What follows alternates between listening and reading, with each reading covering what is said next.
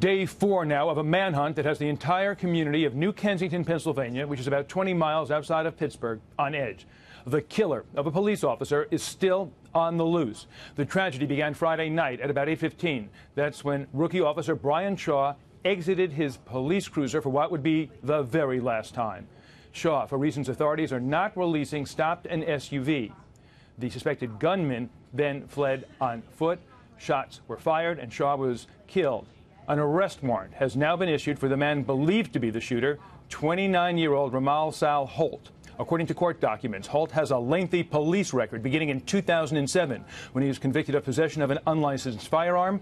More recently, he spent time in prison for drug charges.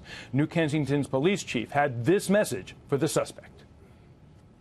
To the individual that did this, we will find you. We will arrest you.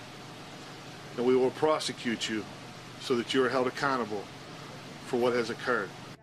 It is possible there might be surveillance video from cameras near the shooting. One witness who came to the officer's aid said he was gasping for air after he was wounded. A painful time for the young officer's family, now made even more so because the alleged killer is still being sought. Having obviously a very difficult time. Officer Shaw was a very young man, had a wonderful family, and they're just trying to go through the grieving process and deal with the whirlwind of tragedy that just struck their family. And in a late-breaking development, according to local media, a second person, the driver of that SUV, has now been arrested. He's being held on drug charges.